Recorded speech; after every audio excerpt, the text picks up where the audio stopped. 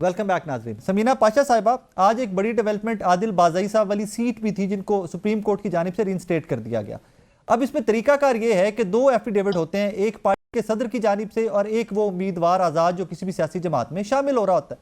आदिल बाज़ई साहब वाला एफिडेविट तो नहीं माना गया सुप्रीम कोर्ट में, वो तो मतलब उनके वकील ने भी पहले इलेक्शन कमीशन में भी कहा था कि इसको चेक कर लें, ये फेक एफिडेविट है।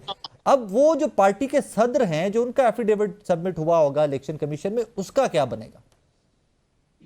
मैं सिर्फ दो फिक्रे पहले आपकी वाली बात को वाइंड अप करते हुए कहूंगी कि मरियम नवाज साहिबा की इस दौरे की वैसी ही तैयारी थी जैसे उस्मा कारदार साहिबा की आपके प्रोग्राम में बैठने के लिए तैयारी है। और अगर उन्होंने ऑफिशियल टू ऑफिशियल किया होता तो फिर ये मेहरबानी करते ना, मेहरबानी करते आप उस्मा कारदार को बख्श दें। नहीं तो मैं जबरदस्त तैयारी की बात कर रही हूँ। मैंने कब, अरे क्या हो गया उस्मा साहिबा, मैंने कब कहा कि बुरी तैयारी है? मैंने कहा कि अच्छी तैयारी है, मैं तो तारीफ कर रही हूँ। किसको देखा, खुदा का वास्ता है। अरे बाबा उस्मा साहिबा आपको बिला वजह नाराज हो रही है। मैंने कब कहा कि बुरी तैयारी है? कोई असर नहीं होता है। और ना ही राय साहब की देखिए, प्लीज आगे चलिए, दोनों आप लोग आगे चलिए, प्लीज आगे चलिए, प्लीज बैठ के पॉइंट्स। अच्छा दूसरा मैं ये प्लीज आगे चलिए, उन्होंने प्लीज आगे चीफ मिनिस्टर नहीं लिखा। यही एक फर्क है कि उन्होंने उनको एज चीफ मिनिस्टर अगर नहीं उसमें एड्रेस किया हुआ लेटर में, तो दैट मींस कि उन्होंने ये एक officially chief minister of Punjab को दौरा की दावत नहीं दी हुई, बल्कि ये पीएमएलएन की चीफ ऑर्गेनाइजर को उन्होंने दौरे की दावत दी। और ये फर्क होगा। अच्छा तीसरी बात जो आपने मुझे उस्मा साहिबा आगे चलते हैं। सुनिए, being a Pakistani, being a tax payer, this is my right कि मैं पूछूं कि एक सूबे की chief minister, that is what we did, that is what we did, we just asked you a couple of questions, that's it, we just asked you a couple of questions, that's it. Is it government to government meeting, is it government to government tour, is it personal tour, is it party to party tour? These were simple questions ma'am. इसलिए गई है कि she wants foreign direct investment। अल्लाह करे आए, मुझे बहुत खुशी होगी, मुझे बहुत खुशी होगी, अल्लाह करे कि आए। मैम आगे चलते हैं, अगला टॉपिक बड़ा इंपॉर्टेंट है, आगे चलते हैं। समीना साहिबा, व्हाट डू यू थिंक उस एफिडेविट का क्या बनेगा? जी देखिए राय साकिब, इस पे मैं वैसे आपको ऑनेस्टली बताऊं कि जब ये सारा मामला हुआ और मुझे पता चला कि मियां साहब की तरफ से रेफरेंस भेजा गया जी, तो यकीन करिए कि मैं बड़ी हैरान भी थी और शॉक में थी, क्योंकि मैं ये सोच रही थी कि एक बंदा कैसे ही कर सकता है कि उसको पता है कि आदिल बाज़ई जो हैं उन्होंने इमरान खान के नाम पर वोट लिया है, उन्हें पता है कि उसकी तस्वीर के साथ उसने जो है हलफ लिया है, उन्हें पता है कि वो एक दिन भी हुकूमती बेंचेस पर नहीं बैठा, उन्हें पता है कि उसका जो एफिडेविट उन्होंने जमा करवाया वो सुन्नी इत्तेहाद काउंसिल के लिए करवाया था, जो कि उस वक्त पीटीआई के जो मेंबर्स थे उनकी पॉलिसी थी, उसके अकॉर्डिंगली उन्हें सब कुछ पता है। इसके बावजूद भी वो कैसे उनको डीसीट करने के लिए रेफरेंस भेज सकते हैं? मेरे लिए ये हार्ड टू बिलीव था कि मियां साहब जैसा इतना सीनियर सियासतदान ये कैसे कर सकता है। लेकिन फिर मैंने सोचा कि जो सियासतदान यास्मीन राशिद साहिबा से हार कर एक जाली अपनी जीत का नोटिफिकेशन कबूल करके असेंबली में बैठ सकता है, तो फिर उसके लिए किसी दूसरे जीते हुए बंदे को नाअहल करवाने के लिए रेफरेंस भेजना कौन सा मुश्किल काम है? बाकी जो सुप्रीम कोर्ट के आज के रिमार्क्स हैं वो बड़े क्लियर हैं। उससे तो मेरा ख्याल है कि अगर सही तौर पे कार्रवाई हो तो पीएमएलएन के जो सदर साहब हैं मियां साहब, उनके अपने ही खिलाफ कार्रवाई शुरू हो सकती है, उनकी सीट भी जा सकती है, जो कि कभी वैसे उनकी थी ही नहीं, लेकिन वो भी जा सकती है। वजह उसकी बड़ी साफ है कि ये तो जालसाजी है कि आपको पता है कि एक बंदा आपके साथ कभी शामिल ही नहीं हुआ और उसके बावजूद भी आप उसको जबरदस्ती ना सिर्फ ये कि झूठे एफिडेविट की बिना के ऊपर शामिल कर रहे हैं अपनी पार्टी में। तो अब आप देखिए झूठे बयान हल्फी के ऊपर तो आपकी डीसीट हो सकते हैं ना, आप 62-63 के तहत, तो फिर आप सादिक और अमीन नहीं रहते।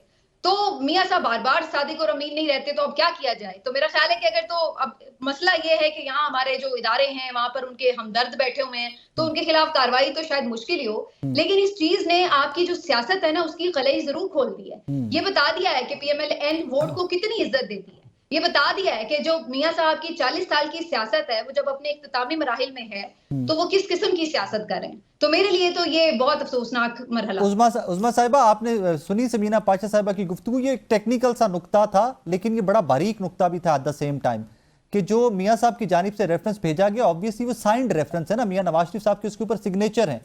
क्या मियां साहब को आदिल बाज़ई साहब की सीट के ऊपर गलत इन्फॉर्म किया गया, उनको इन्फॉर्मेशन गलत दी गई थी कि ये बंदा हमारे साथ शामिल हो गया और सुप्रीम कोर्ट में जाकर वो कहते हैं कि नहीं जनाब मैं तो शामिल ही नहीं हुआ, तो मेरा तहरीक इंसाफ में था, और आज उनकी सीट पर रिइंस्टेट कर दी गई सुप्रीम कोर्ट की जानिब से? बात सारी ये है कि इस वक्त जो आपका आईन ये कहता है कि आप जिस पार्टी के साथ मुंसलिक थे जी, पीटीआई ने सबने इंडिपेंडेंट होके इलेक्शन लड़ा था, जी। उन्होंने पीटीआई के क्योंकि प्लेटफॉर्म से उनका नहीं इंतखाबी लड़ा निशान ले लिया ठीक है? गया। वो इंडिपेंडेंट थे सारे जी। और वो जो सुन्नी इत्तेहाद पे किसने इनको मशवरा दिया था कि जाके उनको ज्वाइन करें? मैम क्योंकि that Sunni is Ittehad not को इन तो द पता ही कोई क्वेश्चन नहीं है पार्लियामेंट। हियर। उस्मा साहिबा, ये सवाल नहीं है। सवाल ये है कि आज सुप्रीम कोर्ट ने तो मान लिया कि आदिल बाज़ाई पाकिस्तान तहरीक इंसाफ के एमएनए वो उस पार्टी में शामिल हुए हैं। मियां साहब को किसने मशवरा दिया था रेफरेंस का? सवाल ये है, मैं आपसे ये पूछना चाह रहा हूँ। पार्टी में कैसे, अब मुझे नहीं पता, ये देखे ना, उनके भी तो बहुत लोग बैठे हुए हैं जो हम ख्याल और उनको जो रिलीफ पहुंचाने के लिए बैठे हुए,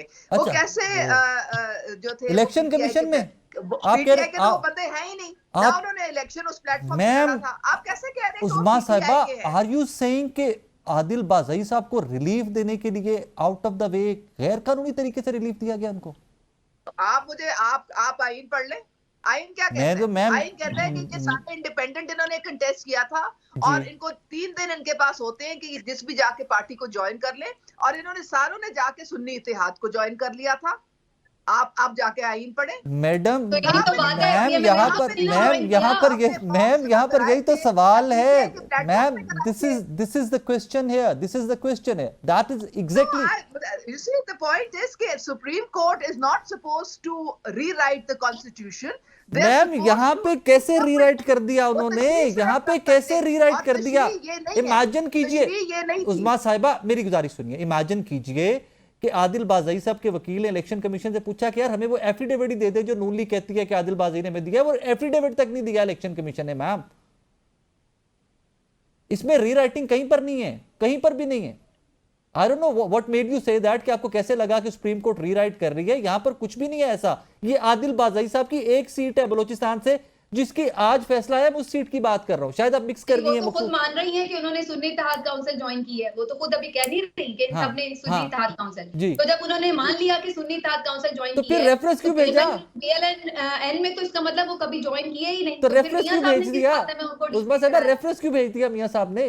देखिए, बात सारी ये है कि लोग जो है वो किसी भी मसलहत के तहत या किसी भी प्रेशर के तहत जो है अपनी स्टेटमेंट्स चेंज भी कर लेते हैं। इसका आप क्या कर सकते हैं? उस्मा साहिबा फॉर गुडनेस सेक, वो एफिडेविट पब्लिक नहीं हुआ और वो उसमें आके ड्यूली कंफर्म हुआ है, उसमें सुप्रीम कोर्ट में अच्छी खासी समाअत हुई है, उसके ऊपर इलेक्शन कमीशन के वकील लाजवाब रहे हैं। आदिल बाज़ाई आज भी पब्लिकली कह रहे हैं कि मेरे प्लाजे तोड़ दिए गए, बट इवन देन मैंने जमात नहीं छोड़ी, मैं इमरान खान के साथ खड़ा हूं। आप कह रही हैं उनके ऊपर प्रेशर था कोई, और वो प्रेशर में पीटीए में चले गए। वो ठीक कह रही हैं, प्रेशर पीएमएलएन की तरफ से था ना भाई। ये तो फिर हो जाए, क्या फर्क पड़ता है? उस्मा साहिबा आपका शुक्रिया, समीरा पाशा साहिबा आपका शुक्रिया। नाजरीन, शो आपने देखा, इस दुआ के साथ इजाजत दीजिए कि आदिल बाज़ाई साहब किसी भी जमात में जाना चाहे उनका हक है, लेकिन उनको ये हक आइन और कानून के दायरे के अंदर रहकर हासिल है। उनको ये इसको प्रैक्टिस करने का भी इख्तियार दिया जाए, क्योंकि इवेंचुअली डेमोक्रेसी के अंदर वोट ही मैटर करता है, जिसको आप वोट डालें वही मैटर करता है।